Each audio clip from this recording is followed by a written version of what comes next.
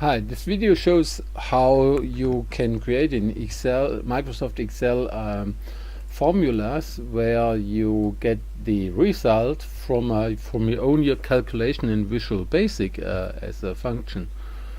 So what we have here is a Excel demonstration worksheet, and there I have an input field or value field here in B4. And in the next in my next field I have a formula which is written by myself, like this one. When you see, wait, what we see here, code formula, that's my own stuff, and inside there's it references to the next field. So how does this work? This is when we go to the developer, to the record macros on Visual Basic. I've written there a small example, and you may take that code from my website as a download code or type it in by yourself. All what you need is you have to type public function and then give it a name, and basically you only have to type something like this as a public. This is my test formula, and then type enter, and then you have a small function. So when you create a function in Visual Basic for applications, then you have to get the result to the output. When you take this one in our formula, if I would say equals test, that's what we have written, that's our test function. And now when we close this, we will get a 0 back. No, not this one, this one. Now we get a 0 back because the result from there is that's the function, and the return value or the output value is something what we write in there. So when we say 1 2 3, then that's the result what we get from there. So now when I type this function again, then I get the result from there. So by this way we are able to create very complex functions.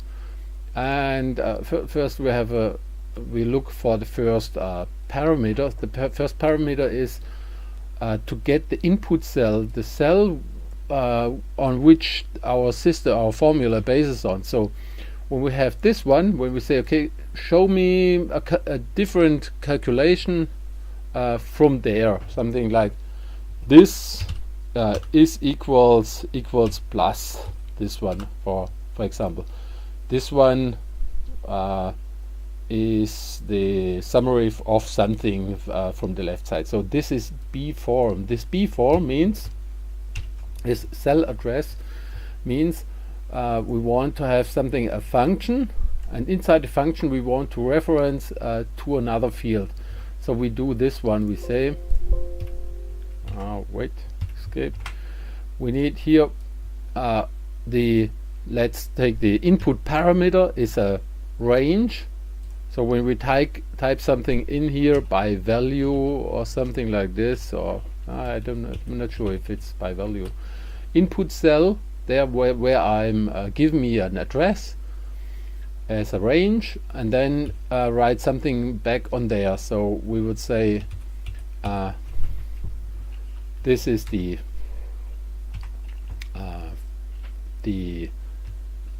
dim as value, or as text, as string, and then we say as text equals is the input cell, and there the value. Then we have what we want there, and we say, okay, the output is as text and something else and something. So this is when we concatenate or some strings together. So we would say this one and then we skip on there with the mouse on the other next field, close that bracket, and then we see that's the output. That's combination from the left, the stuff from the left side, and added some strings on there.